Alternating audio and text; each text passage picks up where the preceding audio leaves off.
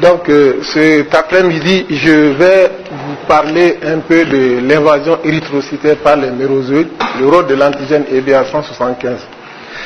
Donc c'est une présentation des différents résultats qui ont été obtenus depuis quelques années.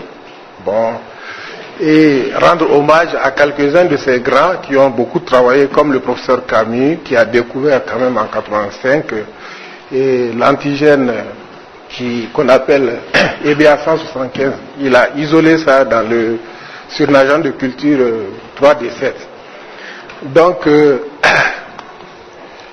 alors, l'invasion érythrocytaire, c'est un procédé par lequel le mérozoïde entre dans le globule rouge. Qu'il vienne du foie ou qu'il vienne de la rupture des schizontes érythrocytaires, le mérozoïde n'a pas d'autre choix que de rentrer rapidement dans une hématie. Bon, dans la littérature, on parle même de 30 secondes. Sinon, le mérozoïde, il crève. Ce milieu-là est un milieu très hostile. Donc, cela veut dire que le mérozoïde, la survie, l'entrée dans l'érythrocyte est indispensable à la survie du parasite et à l'accomplissement du cycle complet chez l'homme, la production de gamètes et à l'accomplissement du cycle de l'anophèle aussi. Puisque s'il n'y a pas de production de gamètes, l'anophèle ne peut pas prendre les gamètes pour continuer le cycle chez l'anophèle. Donc, ce qui est caractéristique de Plasmodium falciparum, c'est que un mérozoïde peut entrer dans une hématie, mais il y a plusieurs mérozoïdes en même temps qui peuvent entrer dans l'hématie. Ça, c'est caractéristique de Plasmodium falciparum. Si vous lisez les frottis minces, ce n'est pas les gouttes épaisses, les frottis minces, il faut essayer de voir, des fois on trouve jusqu'à 5 anneaux dans une hématie. Donc, cette bête, elle ressemble à quoi? C'est une cellule particulière, présentant des structures particulières telles que le micronème et les rhoptries, qui donnent la prédisposition à l'effraction. Donc, c'est une bête qui est armée, qui a des structures adaptées, qui lui permet de rentrer rapidement dans l'hépatocyte. Le noyau, c'est un noyau ici en intense activité transcriptionnelle, et les granules denses attestent qu'il y a des productions de protéines qui vont alimenter le micronème. Donc c'est une cellule vraiment complète avec des structures particulières qui lui confèrent la capacité à pouvoir rentrer dans une hématie. Alors, ça c'est les images de l'invasion. Pas en direct, mais bon, ça c'est les images quand même. Donc, vous voyez que la partie apicale où il y a les organelles pousse directement, ils poussent l'hépatocyte, la membrane cytoplasmique. Et les deux membranes fusionnent pour commencer la formation de ce qu'on appelle la vacuole parasitophore, qui protège le mérozoïde. Après, il y a l'internalisation. Et quand tout le mérozoïde rentre, il y a une réorganisation de l'ensemble de la structure du mérozoïde. Et il est protégé par la vacuole parasitophore. Les substances nutritives dont le parasite a besoin peuvent passer, mais c'est une barrière quand même de protection pour le parasite. Schématiquement, cette invasion commence par l'attachement du mérozoïde. Moi, je crois qu'il vaut mieux appeler reconnaissance. Il vient, si c'est une hématie, voilà, il peut rentrer, mais si c'est un globule blanc, il ne reconnaît pas, il passe. Mais ici, c'est pas l'attachement, c'est la reconnaissance. Il y a des molécules aussi à la surface du mérozoïde qui permettent de faire cette reconnaissance rapidement, et il y a une réorientation vers la partie apicale pour pouvoir se frayer un chemin. Après, il y a la formation de la jonction serrée, la formation de la vacuole parasitophore et l'internalisation. Donc, c'est en 1985 que le professeur Camus, il était au NIH aux États-Unis, il faisait son postdoc, il a mis en évidence dans le surnageant de culture de 3D7, le P falciforme 3D7. Donc, quand il a mis en évidence cet antigène, il a fait des tests, il a remarqué que l'antigène était capable de coller aux globules rouges non parasités. L'antigène était aussi capable de coller au même mérozoïde qui le produit. Donc, ils ont baptisé érythrocyte binding antigène. Comme c'est un antigène qui a 175 kg d'alcool, c'est le poids moléculaire, donc il est devenu EBA 175. Alors, les travaux ont commencé là, la course poursuite. Il y a le docteur Betty Sim, bon, il était dans leur groupe. Lui, elle a commencé à produire des anticorps spécifiques dirigés contre EBA 175.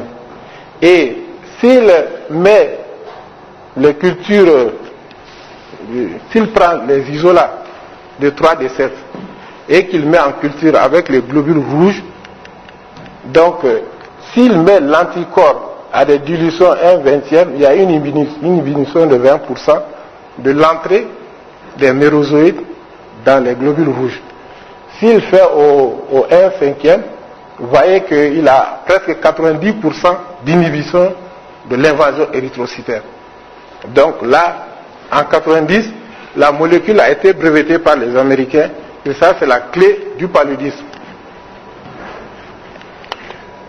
Alors, le même auteur, en 90, il a fait essayer de voir comment est-ce que tous les stades produisent l'antigène EBA 175. Donc il a pris le schizonte, le mérozoïde et l'anneau. Donc il a mis l'anticorps anti-EBA 175. Vous voyez que les trois stades là, ici ça ne sort pas bien, mais les trois stades là produisent l'antigène EBA 175. Et ce n'est qu'en 2001 que Charlotte Grüner, de l'Institut Pasteur aussi, a montré que effectivement que cet antigène était exprimé aussi dans le sporozoïde. D'où c'est un antigène qui est vraiment très important. Il est exprimé par tous les stades de développement. Alors, Betty, toujours, elle a travaillé sur la structure du gène. En ce moment-là, c'était trop compliqué. L'antigène a été découvert en 85. Et c'est qu'en 90, il a pris 5 ans pour pouvoir avoir la structure du gène. Parce que on faisait ça par les méthodes empiriques. On prend le génome de falciparum, on le coupe au hasard avec les enzymes de restriction, EcoRR ou BAMACHA, et puis on insère ça dans les vecteurs de clonage, et puis on essaie de séquencer. Avant de séquencer, on essaie d'identifier, comme il a les anticorps spécifiques de la protéine EBA 175, donc il essaie de faire un criblage des clones, les bactéries qui expriment les clones EBA 175, donc il prend ces clones, il séquence jusqu'à avoir la séquence complète. Donc c'est un gène qui est composé de 7 régions. Première région, et la région 2 contient 2 régions riches en cystéine. Et ces deux régions riches en cystéine ressemblent au domaine du Phi bending leg. C'est-à-dire, on a identifié aussi l'antigène du Plasmodium vivax. Cet antigène a un domaine DBL. C'est ce domaine-là qui se lie à l'antigène du Phi qui se trouve à la surface des érythrocytes des gens qui ont le marqueur du Phi. En tout cas, les Africains n'ont pas de marqueur du Phi. Là où on a le vivax, c'est que les gens, leur globule rouge a le marqueur, l'antigène du Phi, et c'est la molécule, elle s'appelle du Phi bending like, c'est cet antigène-là qui se lie à l'antigène du Phi. Donc, EBA 175 présente à lui seul 2 domaines DBL. Après, on a une région 3, une région 5-4, une région riche en cystéine, un domaine transmembranaire et un domaine intracytoplasmique. En 1993, M. Var et ses collaborateurs ont démontré que la molécule EBA 175 dans toutes ces régions-là, de 1 jusqu'à 3, était conservée dans tous les isolats rencontrés. Et de 3 aussi à 6, à 7, tout était conservé. Mais qu'il y avait une région dans la partie 3, dans la région 3, qui n'était pas conservée. Il y avait 423 paires de bases, un fragment de 423 paires de bases qu'il a appelé FCR3 et un fragment de 342 paires de bases qu'il a appelé CAM. Donc, les isolats, soit ils sont FCR3 ou ils sont CAM, d'où le terme de dimorphisme de l'antigène EBA 175. Sinon, à part cette région de divergence, le reste s'est conservé à plus de 95%. Dans tous les isolats. Alors, dans le même groupe que celui qui a caractérisé que c'était un antigène dimorphique, dans leur groupe, M. Quin aussi a continué, il a essayé à voir quelle est la région des EBA 165 qui se lie aux globules rouges. Il a montré que c'est la région 2, là où les 2 DBL qui se lient à la glycophorine, à l'acide salique de la glycophorine A, qui se trouve à la surface des globules rouges.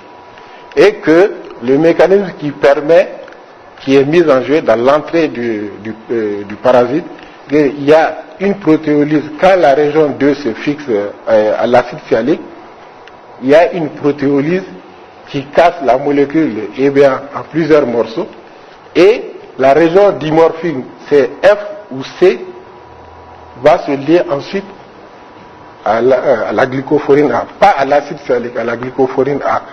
Et ensuite, le parasite peut continuer à envahir le globule rouge. Donc, on a dit que c'était la reconnaissance que ce n'était pas l'attachement. Maintenant, ils disent que MSP1, MSP2, MSP3 permettent aux parasites, permettent aux mérozoïdes de reconnaître. Quand il vient, il tape, les MSP1, 2 sont impliqués dans la reconnaissance. Et que quand il y a réorientation, la molécule d'EBA 175 est produite en grande quantité et est impliquée dans la formation de la jonction ici, à ce niveau. La molécule EBA 175 est impliquée dans la formation de la jonction. Donc, cet auteur, dans son groupe, son patron avait montré qu'en Amérique centrale, qu'il y avait quelques isolats qui n'utilisaient pas EBA 175 pour envahir le globule rouge. Donc, lui, il a fait des techniques de génie génétique, et puis le modèle qu'il a proposé, pour trouver une explication pourquoi tous les isolats n'utilisent pas la voie EBA 175 pour rentrer dans le parasite. Donc ça c'est son modèle. Si on prend, ça c'est le mérozoïde qui est là, en rouge c'est l'érythrocyte.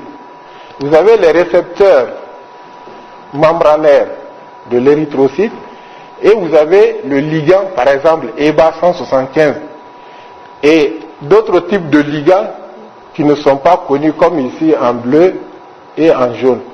Ici, c'est en vert plutôt et en jaune.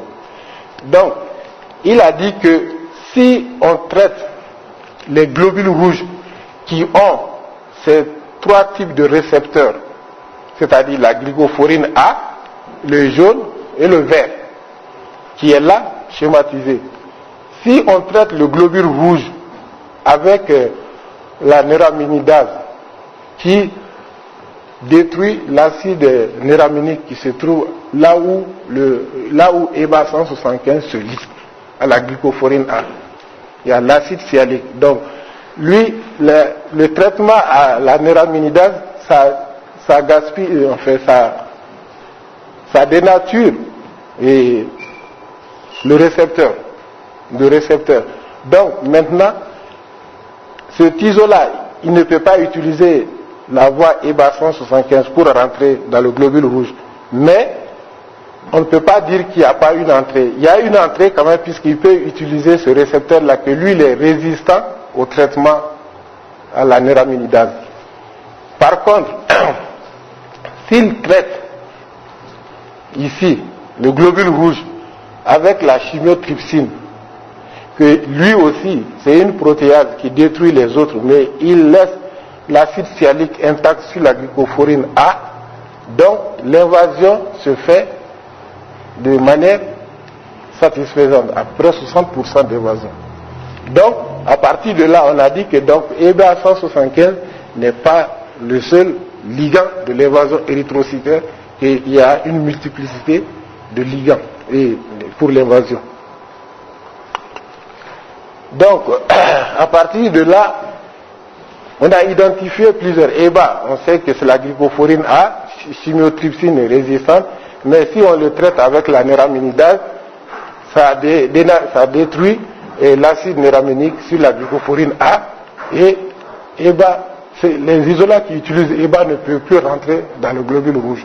Mais si on le traite avec la trypsine, il rentre, puisque la trypsine ne dénature pas la glycophorine A. Bon, il y a des récepteurs qu'on connaît et les ligands qu'on ne connaît pas. Il y a d'autres aussi, on connaît le ligand, on connaît le récepteur, mais on ne connaît pas ce qui peut empêcher l'entrée.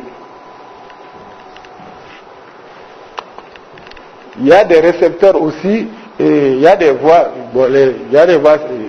qui ne sont pas dépendantes de l'acide sialique.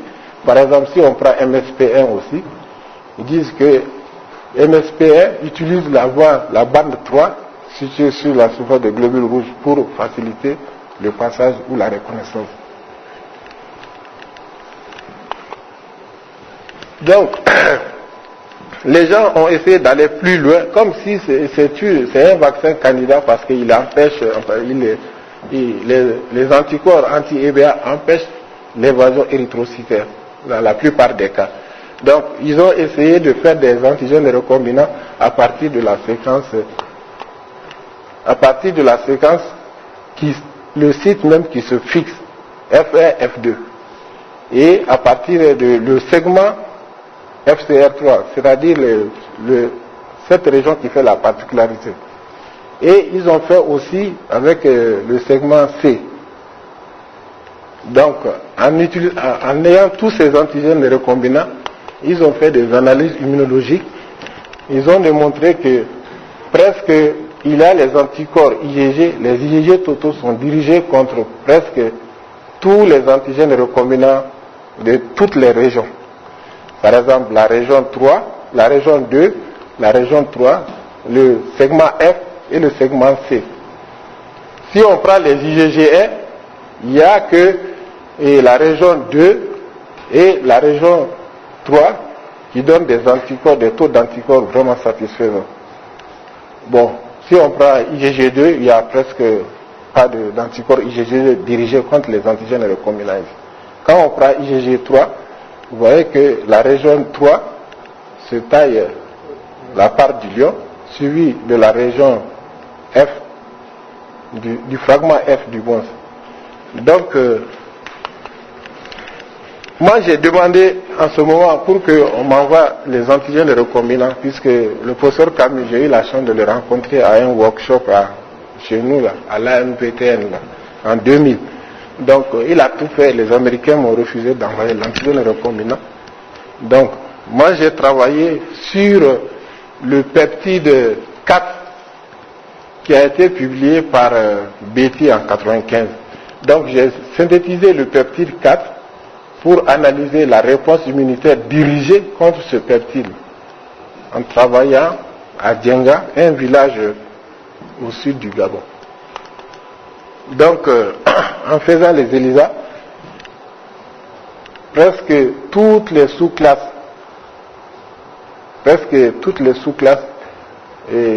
ont été représentées. Donc, les enfants, les sérums que j'ai utilisés, ils contiennent tous des anticorps dirigés contre le peptide 4 de EBA 175. Par contre, si on regarde, les IgG totaux et les IgG1 sont associés à la protection contre les accès palus.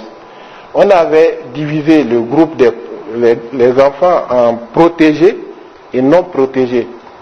c'est-à-dire on les a suivis pendant toute une année, et les gens qui n'ont jamais eu d'accès pendant 12 mois, on les a notés protégés. Et les enfants qui ont eu au moins un accès, on les a dit non protégés. Donc, si on analyse l'IgG, les enfants qui sont protégés ont une quantité, c'est en quantité, ce n'est pas en qualité, ont une quantité d'IgG plus élevée que les enfants non protégés. Donc, ce qui montre que les IgG anti-EBA 175 sont associés à la protection contre le paludisme. Si on prend IgG1 aussi, on voit que la différence elle est significative. Donc les enfants protégés qui ont une grande quantité d'IgG n'ont pas fait de crise de palu pendant une année de surveillance.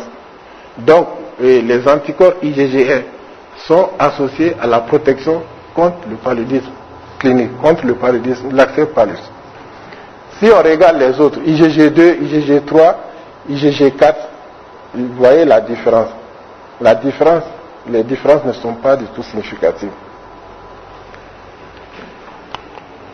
Et si on prend en fonction de l'âge aussi, on voit que le taux d'anticorps IgG augmente en fonction de l'âge.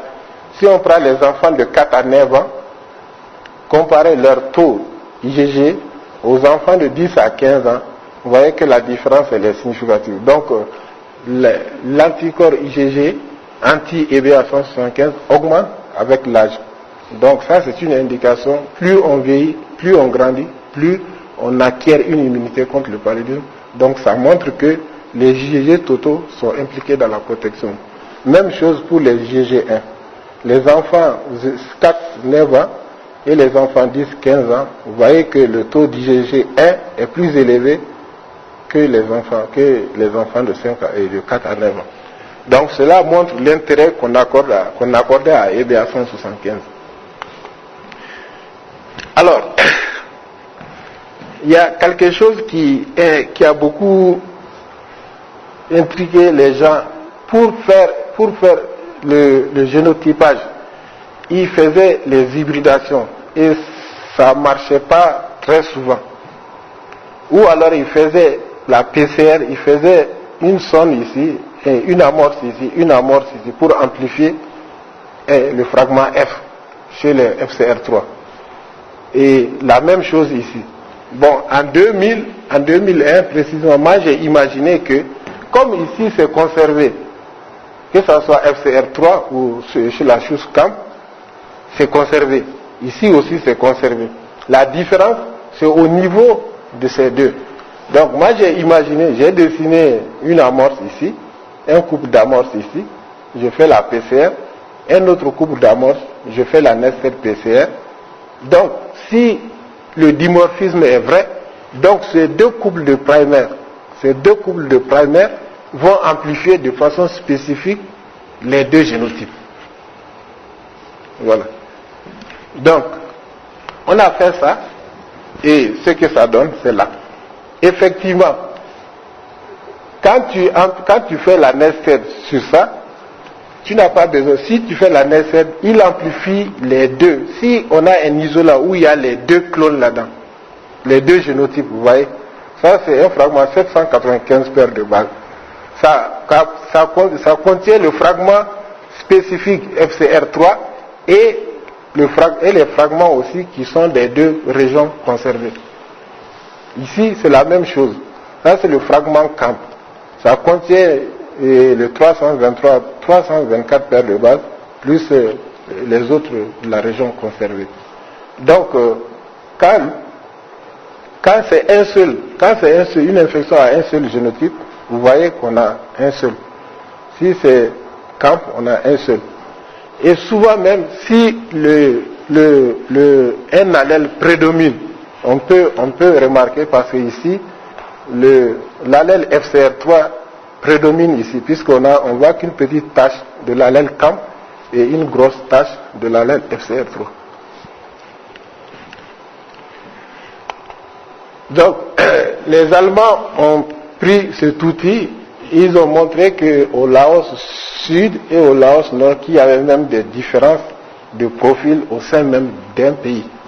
Donc au Nord, il y a à peu près autant de fragments F que de fragments C. Et il y a un peu d'infection infection mixte aussi, infection aux deux génotypes. Si on part au Laos Nord, on a une prédominance de F et très peu d'infections à clone mixte. Donc, il y a M. Kramer aussi qui a repris ça en 2004 et il a montré que l'allèle CAMP était associé au paludisme fatal.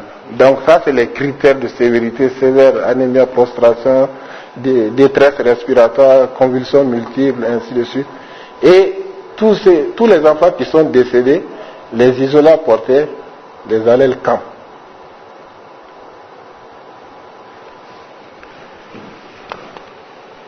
Moi, à Bakoumba, en 2005-2006, moi j'ai travaillé aussi sur les isolats de Bakoumba et j'ai pu mettre en évidence qu'il y avait une prédominance de co-infection chez les enfants qui avaient les accès palus, comparé aux asymptomatiques. Donc, la seule explication à ça, c'est l'immunité, comme c'est une immunité qui est non stérilisante. Donc l'isolat qui vient en contact, tu développes une immunité contre cet isolat plus fréquemment. Mais au bout de certain temps, si un autre isolat vient, donc en ce moment, tu n'as pas de prémunition à lutter contre cet isolat. Moi, j'ai dit, bon, peut-être pour expliquer le fait que la co-infection soit liée aux symptômes palus, c'est peut-être que ces sujets ont rencontré assez souvent qu'un seul clone, soit F, soit C ou bien soit F. Bon, le jour où ils vont rencontrer une infection mixte, l'inocula par exemple, quand un moustique pique, il t'injecte les sporozoïdes qui ont les deux génotypes. Alors comme l'enfant était prémuni à un seul génotype, donc l'autre génotype qu'il n'a jamais rencontré, donc il va faire ses premières crises de palud. Donc ça c'est la seule explication qu'on a eu à faire. Donc comme perspective, EDA 175 c'est un potentiel candidat vaccin puisque les essais sont en cours. Donc toujours il y a beaucoup de ligands et de récepteurs à rechercher à la surface du mérozoïde et bien sûr à la surface de l'érythrocyte aussi. Donc, la disponibilité de la séquence complète du génome falciparum permet d'améliorer la recherche pour ceux qui veulent bien travailler. Je vous remercie.